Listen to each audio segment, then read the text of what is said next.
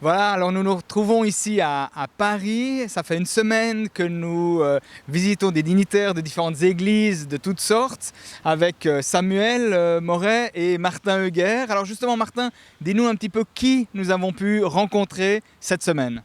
Nous avons rencontré une grande diversité de responsables d'églises, catholiques, protestantes, évangéliques, orthodoxes. J'ai été frappé par le fait que les gens se connaissaient déjà les uns les autres.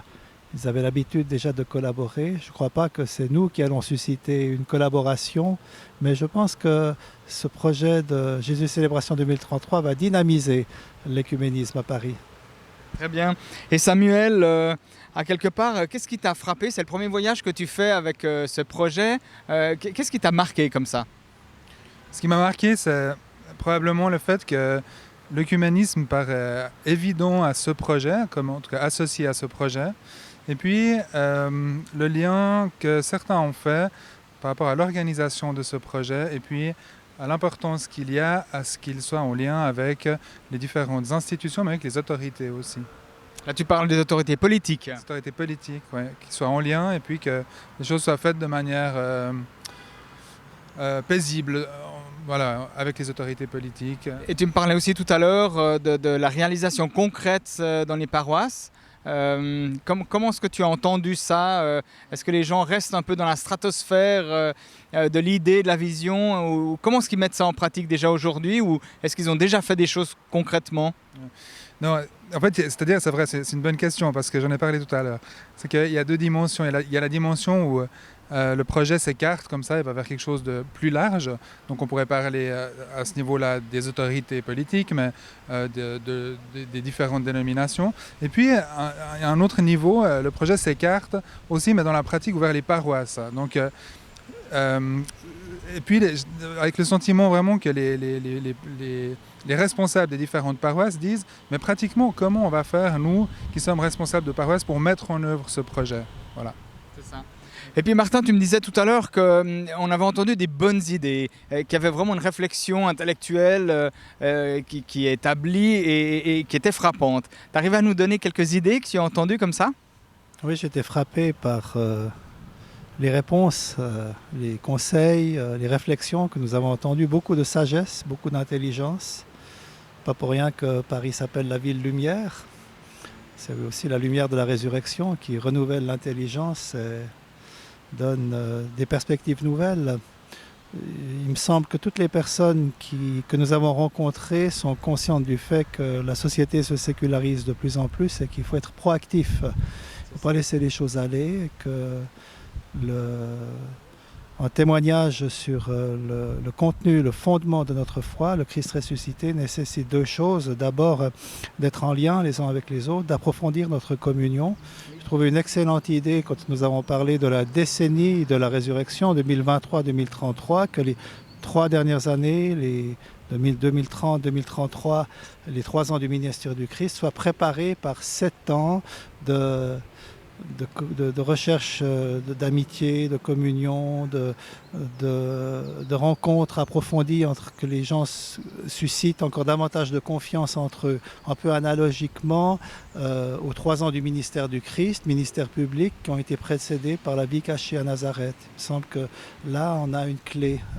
Si on veut apporter un évangile de vie, de résurrection, de communion, de réconciliation, on doit d'abord le vivre entre nous. Et ça prend du temps. Et 7 ans sont là, devant nous, à partir de 2023, donc 4 de plus, n'est-ce pas? Nous avons le temps déjà de nous préparer à 2023. C'est une de nos idées, de nos propositions aux églises, qu'elles entrent dans cette démarche d'une décennie de la résurrection. C'est ça. Et puis aussi, Martin, on a rencontré Alexis Leproux, le président du Collège des Bernardins, qui nous a fait une proposition sympathique. Tu arrives à nous en parler un tout petit peu, toi qui as créé ces écoles de la parole où tu aimes creuser dans la Bible avec ces Lectio Divina. Dis-nous un petit peu plus. Oui, Alexis Leproux, qui est aussi vicaire général du diocèse, est bibliste, il enseigne la Bible.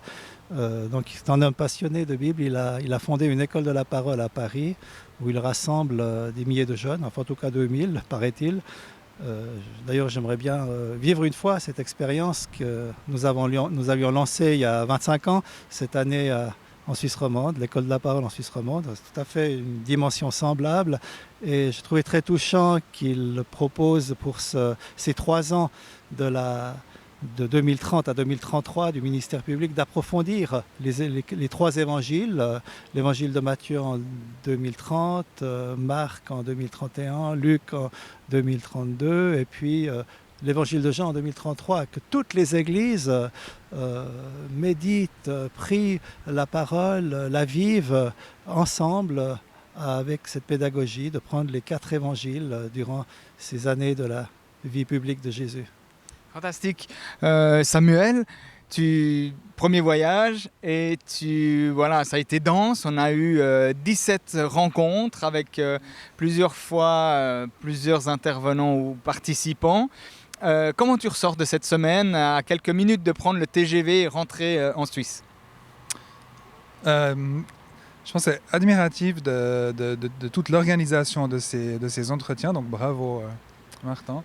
Et puis de tout le travail que vous faites aussi quand vous allez visiter ces différentes personnes. Alors, on a vécu cette semaine ensemble. Quel était pour toi le moment le plus surprenant? Je pense qu'il y en a eu plusieurs en fait. Ce qui m'a quand même impressionné, c'est les personnes qu'on a rencontrées. C'était pas anodin. C'est à chaque fois des responsables quand même des différentes dénominations. Nous, on arrive là sans appartenir à une institution en particulier. Moi, j'ai pas de diplôme en théologie. Et puis, on a été reçus avec bienveillance chaque fois. Je crois que les gens étaient intéressés par le projet. Ils étaient intéressés par la proposition, parfois mis en question aussi, hein, en disant, en fait, c'est vrai, qu'est-ce qu'on va faire? Moi, on a entendu ça, quoi. Donc, ça, c'est des choses que j'ai trouvées vraiment intéressantes, en tout cas, en disant, on arrive avec un projet vous arrivez avec un projet qui est nouveau, disons, voilà, en tout cas qui intervient longtemps à l'avance par rapport à 2033. Et puis les responsables de ces différentes églises sont intéressés, questionnés. Ouais. Je te remercie Samuel. Et toi Martin, tu ressors comment de cette semaine? Merveilleusement bien.